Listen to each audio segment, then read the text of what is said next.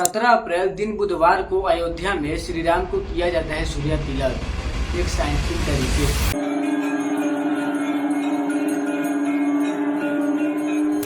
लेकिन ये न्यूज देखो, राम मंदिर में विज्ञान का चमत्कार। अब ये न्यूज देख के तो किसी को यही लगेगा कि यार सच में विज्ञान में किसी नई चीज की खोज हुई है श्री राम के माथे पे सूर्य तिलक लगाने के लिए। अब ये देखो, अयोध्या में चमत्कार, रामलला के दरबार में प्रकट हुए सूर्य देवता। अब ये न्यूज देख के तो आप पक्का बेहोश हो जाएंगे और आप यही सोचेंगे कि सूर्य देवता अयोध्या में आके अपना हाथ ऐसे करके श्री राम के माथे पे सूर्य तिलक कर रहे होंगे। अब ये न्यूज देखो, सूर्य देव करेंगे रामलला का तिलक। ऐसे ढेर सारे वीडियो पड़े हैं यूट्यूब पे सूर्य तिलक को लेके, लेकिन मैं आपसे ये कहूँ कि ये किसी चमत्कार की वजह से नहीं, बल्कि एक सिंपल 10th स्टैंडर्ड साइंस पे बेस्ड है ये कंसेप्ट। तो आपको विश्वास होगा नहीं ना? लेकिन आइए आज की इस वीडियो में हम इसी साइंस के कंसेप्ट को समझने की कोशिश करते हैं।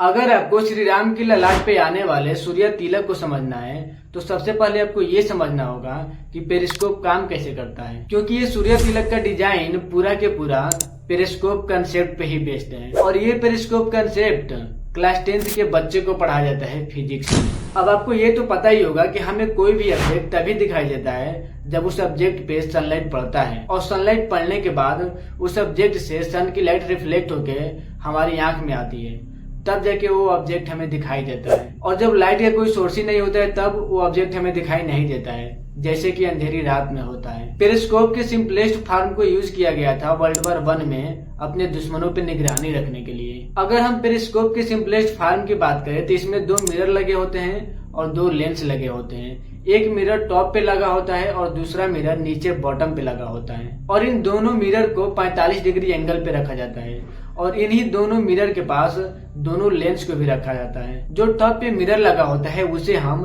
ऑब्जेक्टिव मिरर कहते हैं। ये मिरर ऑब्जेक्ट से आने वाले लाइट को रिफ्लेक्ट करता है, और ये रिफ्लेक्टेड लाइट बॉटम मिरर पे पड़ता है, इसलिए हम बॉटम मिरर को आईपीस मिरर भी कहते हैं। और ये दोनों लेंस जो कि ऑब्जेक्टिव मिरर और आईपीस मिरर के पास लगे होते हैं, इनका काम केवल यही होता है कि व्यू को क्लियर दिखाना। इन लेंसों का काम ये होता है कि ये व्यू की क्वालिटी को इम्प्रूव कर देते हैं। यानी कि हम सिंपल भाषा में कहें तो पेरिस्कोप से अगर लेंस को हटा दें तभी पेरिस्कोप हमारा काम करेगा। अगर आप इस पेरिस्कोप को घर पे ही बनाना चाहते हैं तो बना सकते हैं केवल एक कटबोर्ड और 2 मिरर की हेल्प से। ज्यादातर पेरिस्कोप सिस्टम का यूज सबमरीन में किया जाता है, क्योंकि सबमरीन पानी के अंदर चल रही होती है, तो उन्हें पानी के ऊपर क्या हो रहा है इस चीज को जानने के लिए पेरिस्कोप सिस्टम का यूज किया जाता है, जिसमें सबमरीन को अपने टारगेट के बारे में विजुअल कंफर्मेशन मिल जाता है और वो उसके खिलाफ वेपन्स वगैरह लॉन्च कर सकती है। डेविड, जो कि एक फॉर्मर यूएस नेवी सबमरीन में ऑफिसर हैं, वो अपने एक आर्टिकल में कहते हैं पेरिस्कोप सबमरीन की आंखें होती हैं जो पानी के ऊपरी सतह का व्यू दिखाता है बिना किसी से डरे। पेरिस्कोप का यूज एरोस्पेस में भी किया जाता है, ताकि एरोस्पेस को बिना किसी डायरेक्शन में घुमाए किसी भी डायरेक्शन का हम पिक ले सके, वो भी हाई रेजोल्यूशन के साथ। और इसके अलावा इसका use environment monitoring and research के लिए भी किया जाता है। अब पेरिस्कोप का यूज सर्विस लाइन्स में भी किया जाता है, military operation, border security, disaster response और इमरजेंसी मैनेजमेंट के लिए।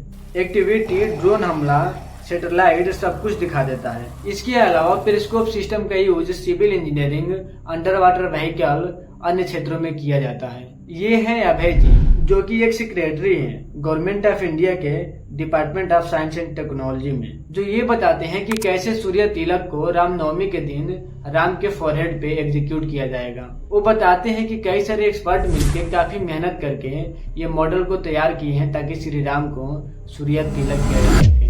अब इस मॉडल को बनाने में कितना मेहनत लगा है आइए ये भी समझ लेते हैं। अभी ये जो मॉडल बनाया गया था रामनवमी पे, इसमें 4 मिरर और 2 लेंस लगा हुआ था। अभी ये मॉडल पूरा कंप्लीट नहीं बना है, क्योंकि मंदिर भी अभी कंप्लीट नहीं हुआ है। जब ये मंदिर कंप्लीट बन जाएगा तब ये मॉडल भी कंप्लीट हो जाएगा 4 मिरर और 4 लेंस के साथ। जब ये मंदिर पूरा बन जाएगा तब सूर्य की किरण को तीसरे फ्लोर से कैप्चर करके श्री राम के फोरहेड पे लाया जाएगा। अभी के लिए मंदिर में केवल 2 ही फ्लोर बने हैं, जिसके कारण पेरिस्कोप मॉडल में 4 मिरर M1, M2, M3 और M4 को ईस्ट वेस्ट डायरेक्शन में रखा गया है, और ये 2 लेंस लगे हैं L1 और L4। M4 वाले मिरर से सीधे लाइट निकल के श्री राम के फोरहेड पे जाएगा, जो एक तिलक का रूप ले लेगा। लेकिन जब ये मंदिर बन जाएगा तब इस मॉडल को यूज किया जाएगा, क्योंकि तब सनलाइट को थर्ड फ्लोर से लेके आना होगा, जिसके लिए इस मॉडल में 4 मिरर तो होंगे ही, लेकिन अलग से 2 लेंस बढ़ जाएंगे, L2 और L3, जो कि लाइट को और अच्छी तरह से कैप्चर करके श्री राम के फोरहेड पे सेंड करेंगे। 17 अप्रैल को 12:01 पे सन रे से तिलक किया गया था श्री राम को, लगभग 6 मिनट के लिए, जिसमें सन रे की साइज थी 58 mm की। अगर आप ये सोच रहे हो कि हर दिन श्री राम को सूर्य तिलक किया जाएगा 6 मिनट के लिए, तो मत सोचो, क्योंकि इस मॉडल को डिजाइन ही किया गया है कि केवल साल में एक बार, वो भी रामनवमी के दिन 6 मिनट के लिए ये सूर्य तिलक करेगा। अब इस पेरिस्कोप में एक सोलर ट्रैकिंग का भी यूज किया गया है, जिसमें गियर बॉक्स लगा हुआ है, क्योंकि इंग्लिश कैलेंडर में हर साल रामनवमी का डेट चेंज होता रहता है।